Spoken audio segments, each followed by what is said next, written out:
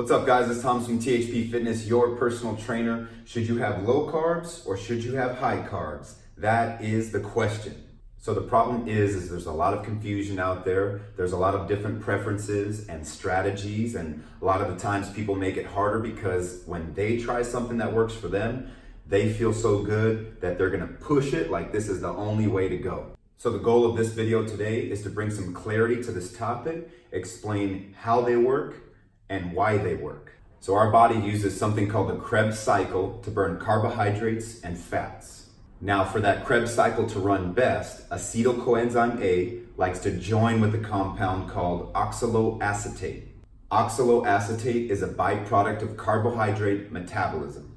So basically oxaloacetate is created when we eat our carbohydrates like beans and legumes, whole grains, fruits, vegetables. So without consuming carbohydrates like that, oxaloacetate will be in scarce supply. Acetyl coenzyme A will accumulate, Krebs cycle slows down. So this is the reason why a lot of people will start to feel sluggish in a low carb diet, especially when they initially start to lower their carbohydrate intake. Basically, you're just not regenerating enough ATP through the Krebs cycle and the electron transport chain to meet your demands. In this situation, the liver doesn't have enough stored glucose to ship to your brain, to the red blood cells, so your brain function slows down, your physical activity level slows down to match this new lower intake. So in a sense, you lower your carbohydrate intake, you slow down your fat burning and carb burning. Does this mean that everyone has to follow a high carb diet? Not necessarily. If people have enough body fat and are eating enough dietary fat, after about 1 to 2 weeks, your body compensates with this new intake and it'll start producing ketone bodies and more Krebs cycle enzymes, aka ketosis. Carbohydrate intake drops, carbohydrate metabolism drops, acetyl coenzyme A builds up, the body takes that acetyl coenzyme A, converts it into ketone bodies, and then the ketone bodies are shipped out to all areas of the body, your brain, your blood cells, etc.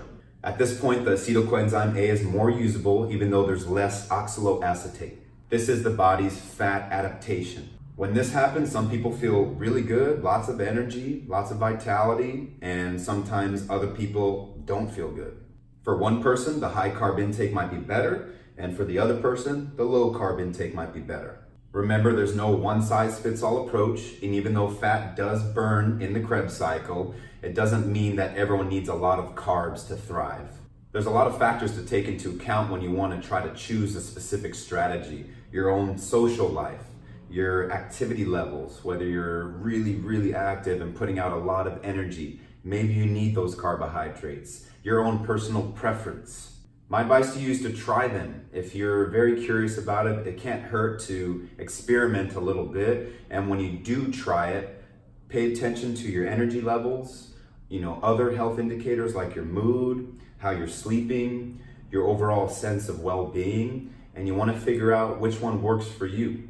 In my experience, most people look, perform, and feel their best with a nice balance of proteins, carbohydrates, and fats.